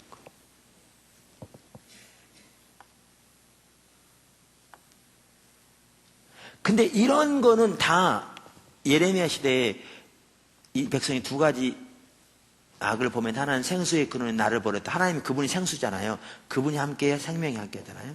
근데 나를 버렸다. 그리고 또 다른 한 가지는 터진 웅덩이를 스스로 팠다. 그런데 물을 저축지 못할 거라고 그랬잖아요. 자, 이 우상은 자기들이 하나님을 대체한 것이니까 특징이 뭐냐면, 물을 가둬요, 못 가둬요? 못 가둬요. 이 우상의 특징은 하나님의 생명이 없다는 거예요. 그러니까 하나님을 위해서 한 예배이기도 하고, 나름대로 하나님을 산다고 한 신앙이지만 하나님 자리를 대체해버린 거죠. 의식이, 전통적인 신앙이. 그러니까 생명이 없는 거예요. 터진 웅덩이인 거예요. 공통적인 게. 계속 반복적으로 나오지만 문제는 그게 우상인지도 모르고 있는 거죠. 잘못된지도 모르고 있는 거죠.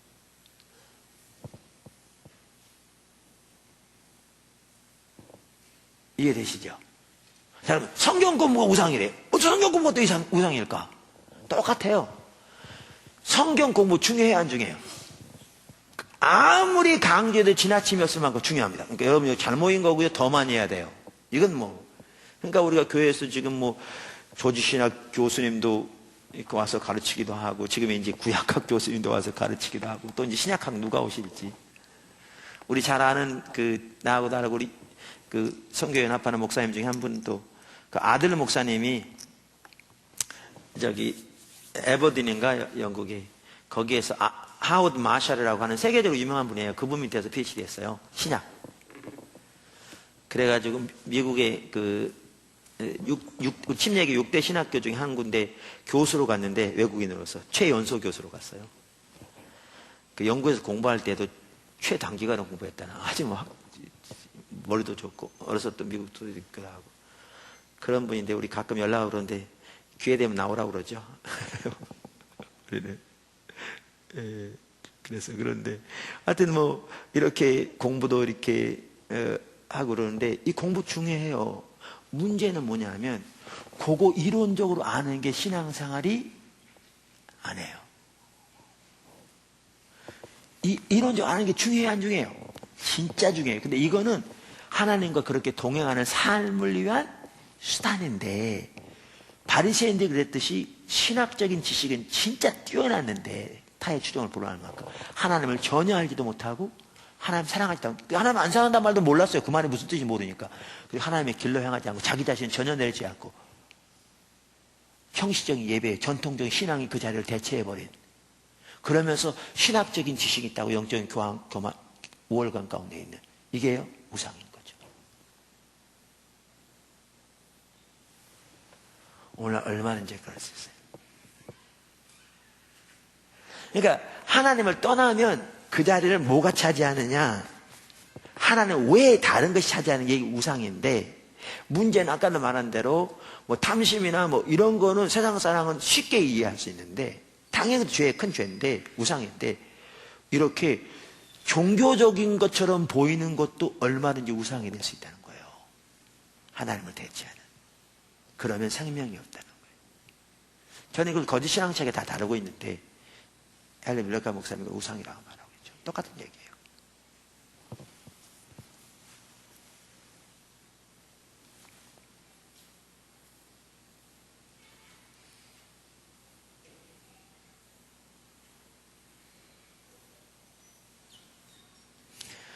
우리가 이런 부분을 살펴보는 주된 이유 중에 하나도요, 이런 걸 통해서 뭘 하기 위한 건 줄 아세요? 우리 현실을 보기 위한 거예요. 자신의 처지를 보기 위한 거고요, 현실을 보기 위한 거예요. 왜? 그게 보여야 돌이켜져요. 안 보이면 돌이킬 수가 없어요. 자기가 잘하고 있다고 생각하는데 돌이킬 수가 있나요?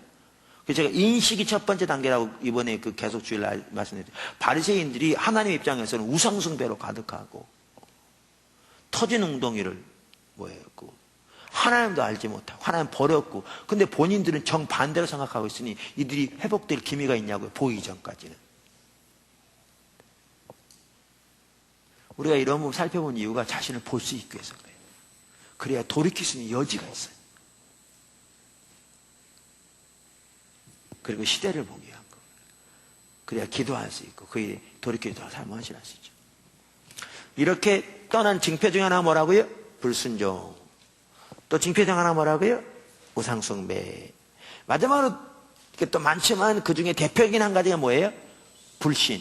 그러니까 하나님을 버리면 이제 그 의미는 여러분 다 이미 설명했고 버리면 절대 가능하지 않은 게 진정한 의미의 믿음이에요. 믿음은 가능하잖아요. 근데 불신 가운데 있으면서도 본인은 불신 가운데 있는지도 몰라. 왜 모르는지 아세요? 믿음이 뭔지 이해가 달라져 있으니까. 이게 오늘날 이제 점점 보이시죠? 심각한 게 뭐냐면 한두 군데 눈이 어두워진 게 아니라 총체적으로 어두워졌어요. 이해가 달라져 버린 거예요. 교리가 달라진 게 아니고 성경이 새로 모였다는 게 아니고 똑같은 성경에 똑같은 교리를 가지고 있는데 그 교리에 대한 이해가 달라진 거예요. 이해가. 가려진 거죠. 하나님의 길이. 그러니까 믿음만 하더라도 우리 이제 믿음의 삶을 나오고 앞에서 나왔지만 믿음만 하더라도 뭐를 우리는 믿음이라고 그러냐면요. 성경에 나오는 하나님에 관한 진리를 이론적으로 동의하는 거. 하나님 살아계시다. 성경이 진실이다. 하나님의 말씀이다. 그걸 믿느냐? 요걸 믿음이라고 그래요. 그렇게 믿어야 돼요. 근데 그게 믿음이 아니에요. 믿음은 하나님, 인격적 하나님을 신뢰하는 건데.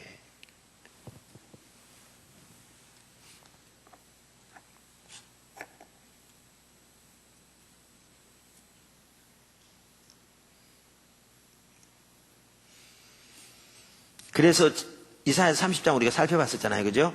다시 한번 보세요. 30장 1절, 3절. 한번 읽고 이제 넘어가겠습니다. 그리고 이제 마치겠습니다. 여러분 이렇게 믿음으로 삶에서 주님 의지하지 못하고 서면요. 그게 왜 그러느냐. 주님 떠났기 때문에 그래요. 그만큼 간다. 그럼 답변이 뭐냐. 주님 찾아야 돼요. 주님께 돌아간다고 그런다고 이제 그 5과에 나오거든요. 3단, 지금 단어 5과에 어떻게 돌아갈까 나옵니다. 다 중요한 과인데요. 다음 과가 어떻게 돌아갈까가 나옵니다. 하나님께 이제 또 나오는데 중요한 단어인데 그때 보겠지만 결단한다고 내일 딱 되진 않는데 분명한 한 가지는 이런 걸 보면 자신 하나님 떠났다는 사실을 인식해야 돼요. 그럼 주님 찾아야 돼요. 자, 3장 1절부터 3절 읽어보세요. 여러분 수없이 들어서 다 아는 내용이에요. 근데 한번 읽어보세요. 간단히 읽고 지나갈게요.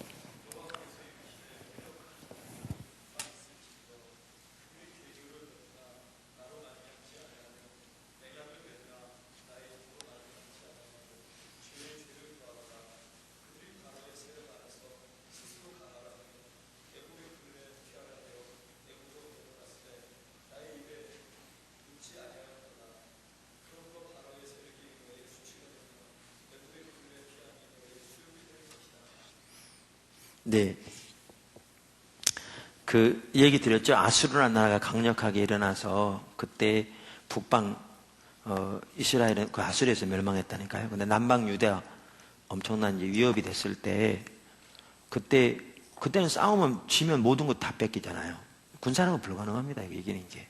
그러니까 어떤 생각을 했냐. 작은 그 당시 나라들 그랬던 것처럼 또 하나의 강대국이 남방 유다인데 거기에 남방 애굽인데 사신을 보냈다고요. 협약을 맺어서 조약을 맺어서 그 힘으로 이걸 견제하려고. 근데 그걸 또 그렇게 말씀하신다니까요. 왜? 불신이니까요.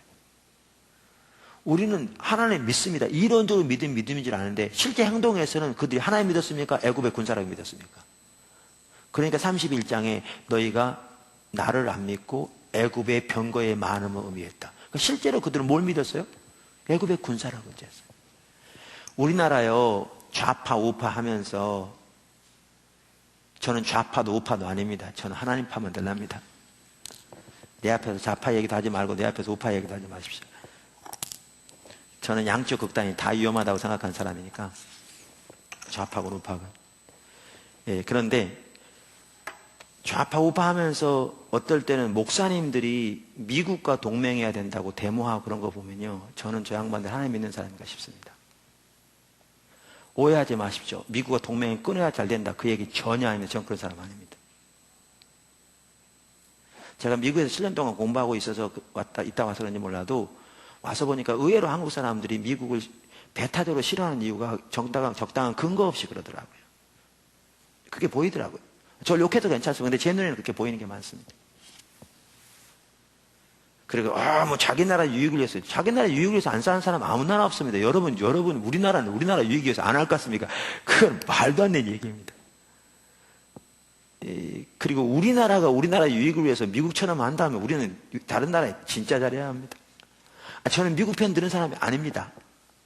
근데 제가 보기에는 정당하지 못하게 미국을 이렇게 막 이런 게 보입니다만 어떤 사람은 막 이렇게 욕하고 제가 보면 정당하지 않은 경우가 참 많은 것 같더라고요. 너무나 이렇게 사고가 옳지 않은, 옳지 않다고 보는 사람이라니까요, 제가. 그래서 제가 미국하고 등재야 뭐 된다 이런 얘기 전혀 아니라니까. 제가 하는 말은 어떻게 목사들이 미국과 조약을 맺어야 이 나라가 살 것처럼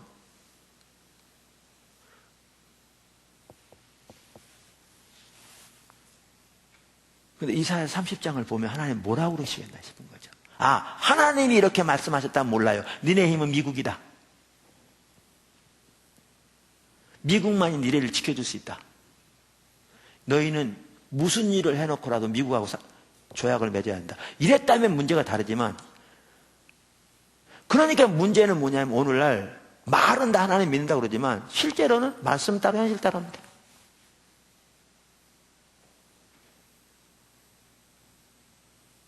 말씀 따로 현실 따라요. 그거는 말씀이고 그러면서 그게 얼마나 심각하게 죄인지도 모르는 거죠. 그리고 왜 그렇게 됐느냐? 하나님 버렸기 때문에 믿음이 가능하지 않습니다. 믿음이 뭘로 전락해버리냐? 이론적인 성경적인 지식에 동의하는 것으로 전락해버렸습니다. 근데 그거는 이론적인 성경 지식에 동의하는 것 외에는 삶에서는 어떤 영향도 없습니다.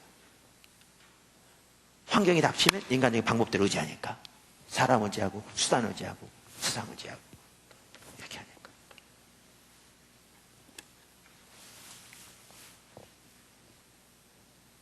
그렇게 되는 거죠. 진짜 이사야 30장을 보면요, 우리 보면 근데 이런 상황인데도 그런데 우리는 그런 것 훨씬 적은데 제가 어떤 분 한 번 신방했어요. 좀 어려운 일이 있었어요. 지금 개인적으로 신방도 못해서 너무 죄송하고. 여러분들 제가 듣기에는 말만 하는 것 같아도요. 저는 성도들 여러분 얘기만 하면 늘 마음이 아픈 게 있습니다. 제가 여러분 같이 있었지 못하니까. 그런데 중심에서 있는 말입니다. 근데 뭐 말만 하면 못해. 어차피 못 있을 텐데 뭐 별 의미가 없죠. 근데 하여튼 저는 그렇습니다. 죄송하죠. 죄송한데 어떤 분 그때 그러니까 어려울 때 제가 오래전에 신방했는데 그분이 저한테 그러더라고요. 목사님은 내 입장 안 당해봐서 몰라요. 그러더라고요. 근데 제가 거기서 뭐라고 그러겠습니까? 말 안 했지만 그거요 불신입니다. 내가 그분 입장 안 당해본 거 맞습니다. 근데 당해보건 안 당해보건 그게 중요한 게 아니라 당해봤건 안 당해봤건 그분이 그 당시 했던 것처럼 그렇게 행동하는 것은 불신이었습니다. 근데 왜 그렇게 하느냐? 믿는다고 그러지만 환경이 잘 될 때는 믿습니다 하는데 어려울 때는 믿을 힘이 없습니다. 왜? 하나님 모르기 때문에. 그러니까 결론이 뭐냐 하면 이제 환경이 정당화시키는 겁니다. 안 믿는 게. 이 상황 닥쳐면 안 그럴 사람 누가 있어? 당신 내 입장 안 당해봐서 그렇지. 그렇게 되니까 뭐냐 하면 불신이 정당화되는 겁니다. 환경 때문에 그렇다면요. 광야 살아간 이스라엘 백성들은 우리보다 훨씬 어려웠습니다. 그런데 그들이 불신 가운데 행했을 때 하나님 그렇게 강력하게 말씀하셨는데 그만큼 제가 뭘 말하고자 하냐? 불신이 하나님을 떠난 열매라는 겁니다. 왜 이렇게 불신이 가득하냐? 그리고 불신인지도 모르냐? 하나님을 떠났기 때문에 그렇다는 거예요. 그게 증거라는 겁니다. 증거라는 겁니다. 여기 책에 나오죠? 역대하 15장에 보면요. 아사가 어려움을 당했을 때 하나님만 찾아야, 자 보세요. 믿음이 있으려면 하나님을 찾아야 합니다. 그건 이제 나중에 나오는데 하나님 안 찾으면 믿음 없습니다. 왜냐하면 하나님과 올바른 관계에서 하나님 아는 만큼 하나님 믿을 수 있으니까 찾아야 돼요. 그런데 아사는 어려움 당했을 때 하나님만 찾고 믿음으로 의지합니다. 그랬더니 하나님이 평안을 주세요. 근데 20년 만에 다시 적국이 쳐들어오는데 어려운 일 닥치는데 그때는 하나님 의지 안 했어요. 인간적인 방법 동원했어요. 그랬더니 그 날짜로 전쟁이 시작됐어요. 그러니까 이런 것 같더라고요. 나중에 이제 믿음이 한 사람이 나옵니다만은, 믿음이 한 사람은요, 오늘 한번 잘했다고 내일이 보장되는 게 아니에요. 지속적으로 하나님만을 의지하고 서야 되기 때문에 올바른 관계 없으면 안 돼요. 그러니까 어떨 때는 하나님 우리 가운데 은혜를 주셔서 우리 가운데 평안이 있는 게 축복이잖아요. 근데 평안 때문에 안일해져서 하나님 찾기를 소홀하면 나중에 믿음으로 의지하고 못 써요. 그러니까 믿음으로 올바로 동행하는 삶을 살려면 지속적으로 주님을 찾아야 돼요. 지속적으로.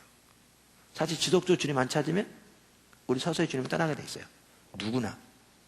한 사람도 없어요. 적은 여러분이고. 자, 그래서 오늘은 뭘 살펴봤냐? 하나님을 떠나는 과정에 대해서 살펴봤어요. 하나님 떠나라는 경향이 있다. 떠나는 것은 교회에 더 이상 안 나오고 이런 거 훨씬 이전에 마음에서부터 시작된다. 마음에서 우리 마음이 하나님으로부터 돌아서는 거다. 이렇게 떠나면 이제는 종교적인 의식은 많을지 몰라도 이거마저 점점 나중에 사라지죠. 그러나 초기엔 최소한 종교적인 그러니까 의식은 많을지 몰라. 초기가 뭐 그건 따지지 않는데 종교적 의식은 많을지 몰라도 하나님 떠나면 이제는 특징들이 나타나는데 불순종, 말씀이 부담스러워진 거고요. 성경도 사는 게 어렵고 불순종이고 우상숭배, 불신이 열매가 나타나는 거예요. 대표적인 열매. 그럼 이런 열매들이 나타나는 거는 우리가 모르면 하는 거예요. 하나님을 떠났다는 증거예요. 환경이 문제가 아니고요. 하나님 떠났다는 증거.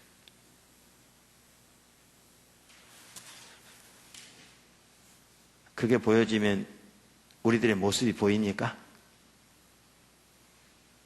안 보이십니까? 멍합니까?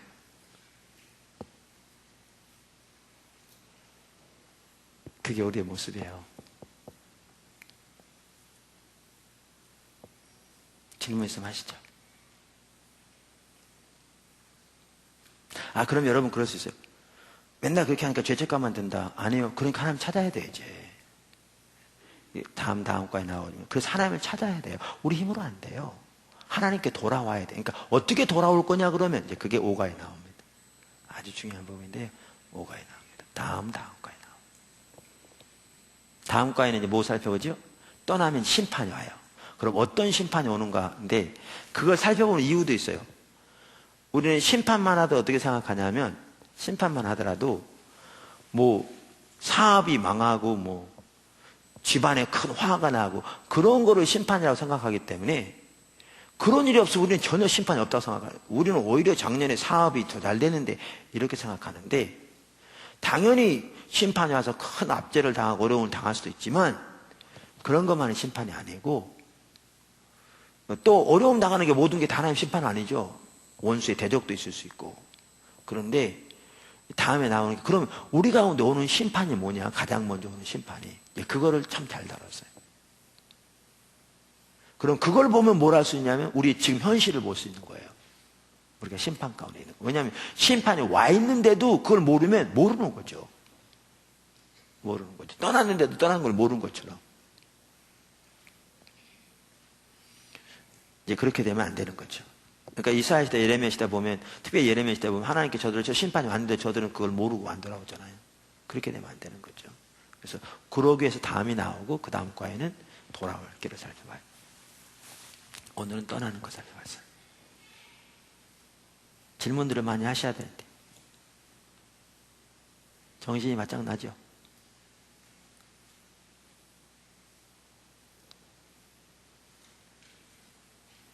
근데 이런 성경 공부하는 게 중요해요. 여러분들 이걸 보시면 제가 설교할 때 한다고 목사님 맨날 저렇게 설교하고 뭐 그냥 맞는 얘기일지도 몰라도 그런 말은 최소한 안 할 거예요. 이런 걸 보면 이런 거 보면 내가 잘못한 걸 인식하고 어떻게 돌아갈까 고민할지 몰라도 그렇게는 안 할 거라고. 근데 그렇게 해버리면 돌이킬 수도 없어요. 보이지 않으니까. 성경 공부 잘하신 겁니다.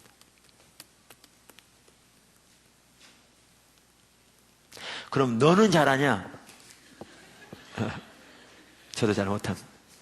그래서 여러분과 같이 똑같이 하나님 은혜가 절실하게 필요한 사람입니다. 네.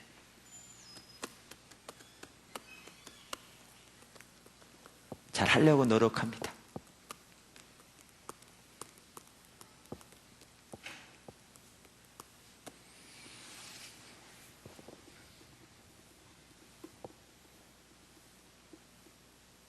자, 질문해 보시죠. 한 2분 정도.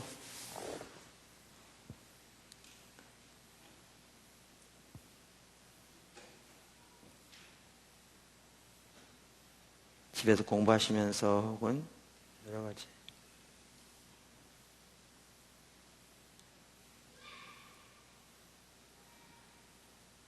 해보세요.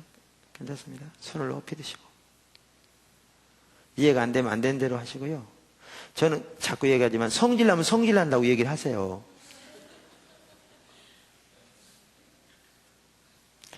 왜냐하면 성질나는데도 성질만 내면 여러분 손해고요. 여러분 생각에 성질날 이유가 있을 거잖아. 나는 이렇게 생각하는데 이렇다고 그렇게 얘기를 하시면 오히려 도움이 됩니다. 그러면 다른 사람들도 거기에 해당할 수도 있고 그러거든요. 그러니까 저는 가르치면서 그런 얘기도 합니다. 성질나면 성질 내시라고 얘기를 하시라고.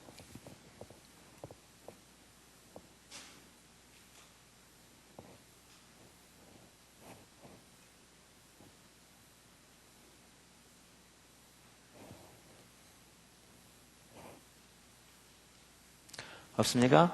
있습니까?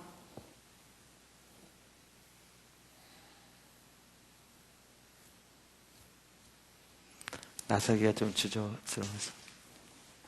네, 없으면 기도하고 마치겠습니다. 하나님 감사합니다. 이곳에 모르시긴 한 분 한 분을 예수님으로 축복합니다. 주님의 뜻을 이루어 주세요. 우리 영적인 분별력을 열어주셔서 하나님의 길을 보게 해주시고 하나님의 길로 돌이켜서 하나님의 은혜가 우리 삶 속에 온전히 회복될 수 있도록 도와주시옵소서. 주님, 포도나무교를 예수님 축복합니다. 모든 지체들이 예수님 축복합니다. 주님 사랑합니다. 포도나무교를 세우시고 오늘까지 인도해 주신 주님을 찬양하고 우리 때문이 아니라 주님의 자비로 인하여 함께 하시면 감사하고 또 우리를 바꾸실 주님을 기대하며 주님만을 바라고 주님께 우리 삶을 의탁하고 주님의 은혜를 구할 때 주님께서 주님의 능력으로 우리를 빚어가실 줄 믿습니다. 우리가 우리의 삶을 주님의 손에 의탁하옵나니 받으시고 주의 영광을 우리를 빚어주시고 이끌어 주시옵소서. 사랑합니다. 이곳에 모르신 한 분 한 분을 그렇게 이끌어 주시옵소서. 사랑합니다. 감사합니다. 예수님 이름으로 감사하며 축복하며 기도드렸습니다. 아멘. 앉았습니다. 우리 하나님께 영광을 돌리겠습니다.